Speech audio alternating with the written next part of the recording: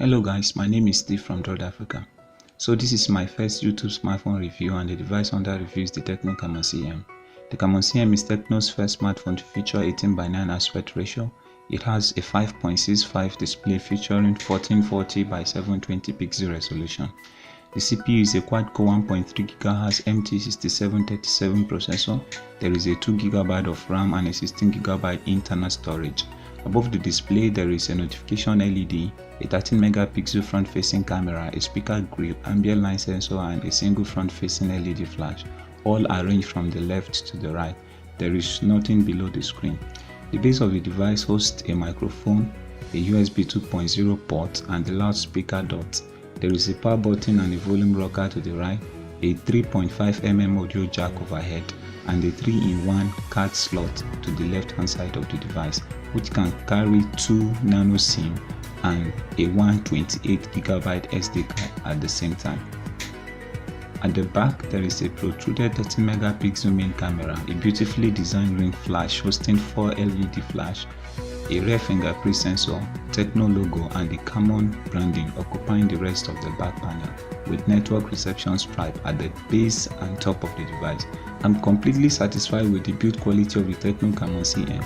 The device is currently the lightest 5.7-inch smartphone I've seen, weighing just 134 grams. The measurable tiniest edge of the device is kept just at 6.6 mm, while the overall thickness of the device is 7.8 mm. This is a big improvement in design considering the fact that the phone is got a 3000 mAh battery. The measurements are far lesser than what I saw on the Ulefone Mix 2 with almost 9.8 mm and a whopping 198 grams, yet with almost similar specs.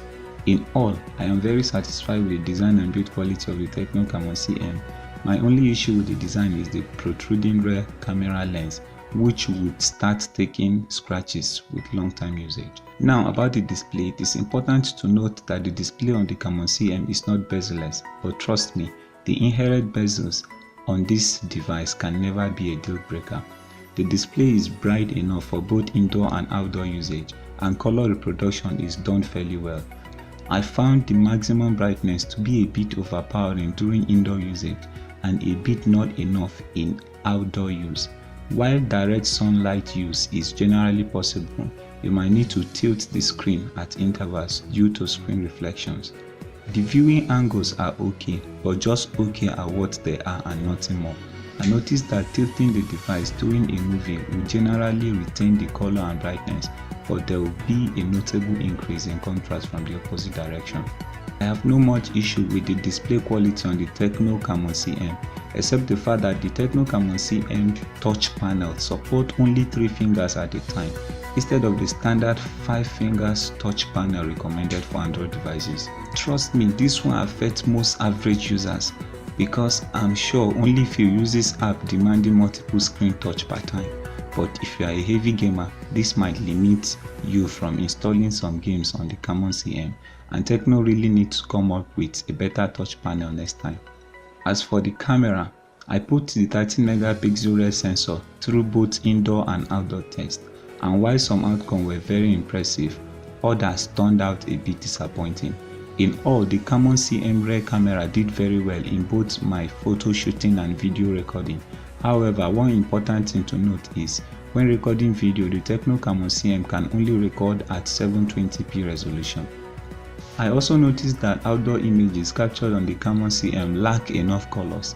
Images are generally bright and sharp, but the lesser color tends to make it look too whitish. Where the Camon CM shines is during night or low light shots, as well as indoor shots. This is where you will notice the importance of the rear ring flash.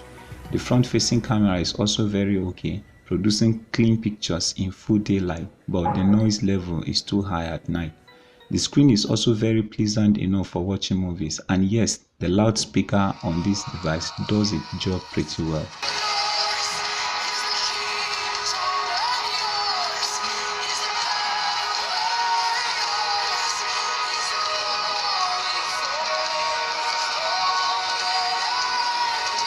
In all, multimedia consumers will totally have no issue with this device.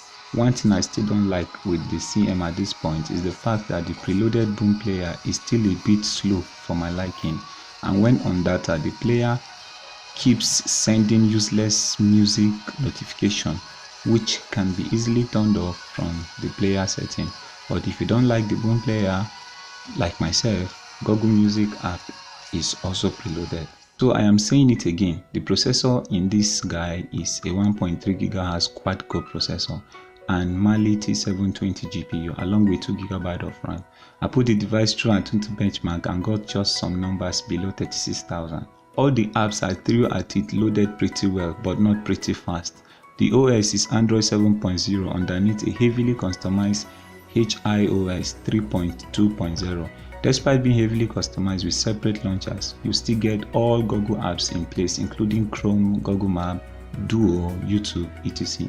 The customized user interface is also well optimized, although there are some lags and hangs here and there, but throughout my use I did not notice any app was closing. At the point, I fell in love with the pop-up notification on the Camon CM. Instead of putting pop-ups at the middle of the phone, Tecno brought all pop-ups to the base of the phone, which is very helpful for folks with shorter fingers. The OS also supports some finger gestures on the home screen. Swiping 3 fingers down the screen will take screenshots, but when you swipe with just a finger in same direction, you get the notification drawer. The notification drawer contains useful toggles and shortcuts which are mostly useful by default, and you can also edit and rearrange the toggles as you wish. The Ref fingerprint scanner also does its job fairly well. When properly set up, a single touch will unlock the device right from standby. Aside unlocking the device, you could also take pictures and answer your calls with the fingerprint scanner. And just like I mentioned before, the OS on this device is well optimized. Inspired the 2 GB of RAM and the MediaTek MT6737 CPU, I found the device to be fluid enough for a day-to-day use. I could multitask between 3 to 5 or 6 apps comfortably and smoothly without running out of memory. And of course, that depends on the memory demands of apps in question. The only issue I have with this OS and the Android 7.0 on the Camon CM is the fact that it occupies almost 7 GB of storage, leaving users with below 9 GB out of the 16 GB internal storage. But don't forget, you can still attach a 128 GB SD card. As for the battery performance, the Camon CM comes with 3000 mAh battery, which have great endurance rating from me based on my usage. In a 1 hour and 39 minutes video playback at full brightness and 100% volume, the battery depleted to 78% from 100%. Pushing the device further bring it to its complaining point at 15% in another 4 hours 29 minutes of heavy use. One thing I noticed is while the phone gets a bit warmed up during demanding graphics and web browsing, the temperature is totally nothing to worry about. The only issue I had with the Camon CM in this section is the fact that Tecno bundled only a 5V 1.2A charger with the Camon CM, leading to a low charging speed. But plug in a 5V 2A charger and you'll get the device fully charged under 2 hours. So in my opinion, Tecno did a pretty job with the Camon CM.